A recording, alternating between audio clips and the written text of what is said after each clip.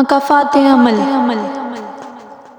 ایک چیز پر ہمیشہ ایمان رکھنا جس نے تمہارا سکون برباد کیا ہے نا، وہ خود بھی زندگی میں کبھی خوش نہیں رہ پائے گا، زندگی میں اپنی کبھی سکون نہیں پائے گا، کیونکہ آپ کو پتہ ہی نہیں ہے اللہ نے آپ کے صبر اور آپ کی خاموشی کے بدلے میں آپ کو کیا تحفہ دینا ہے۔ اس کا مطلب یہ ہے کہ اس معاملے میں خود اللہ آپ کے ساتھ کھڑا ہوا ہے، آپ نے بس ایمان رکھنا ہے اور یقین رکھیں۔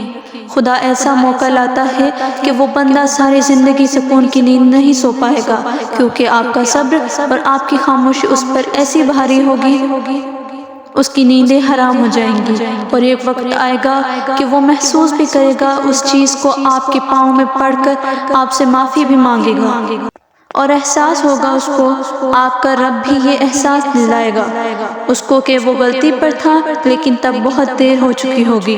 آپ نے بس یہ ایمان رکھنا ہے، اور صبر اور خاموشی کا جو روزہ ہے نا، وہ نہیں ٹوٹنا چاہیے، بس باقی آپ اللہ کے حوالے کرتے رہیں۔ مکافات عمل کا سلسلہ بہت وسیع ہے، یہ نسل در نسل چلتا ہے، اس کا ذمہ اللہ نے خود لیا ہے، اور اس میں کسی کا آپ کے ساتھ کیے گئے ظلم و ستم کا نتیجہ ہوتا ہے، اور وقت نہیں لگتا بازی پلٹنے میں۔ بے شک اللہ بہترین انصاف کرنے والا ہے، کسی سے بدلہ لینے کی ضرورت نہیں، تقدیر پر چھوڑ دیں۔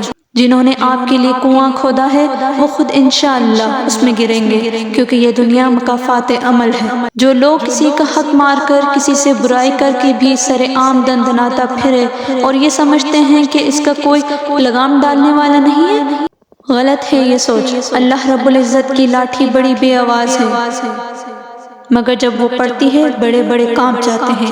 دیکھ لیں اسی دنیا میں فرعون آئے تھے، آج وہ کس حال میں عبرت کا نشان ہے۔ فرعون نہ بنے، انسان ہیں، انسان رہیں۔ آج کسی کے ساتھ برا کریں گے، کل آپ کے ساتھ برا ہوگا۔ دنیا مکافات عمل ہے، جو بونا ہے وہی کاٹنا بھی ہے۔ کسی کو اذیت بھرے دن رات سے نواز کر آپ کو کیا لگتا ہے آپ ساری زندگی یوں ہی ہنستے مسکراتے رہیں گے؟ اس وقت کے الٹے چکر کا کھیل ہے۔ آپ کی باری بھی زیادہ دور نہیں، کیونکہ زندگی میں کبھی نہ کبھی اپنا کیا بھگتنا پڑتا ہے، اس لیے کسی کے ساتھ بھی وہ سب نہ کریں جو اپنے ساتھ ہونے پر آپ برداشت نہ کر سکیں۔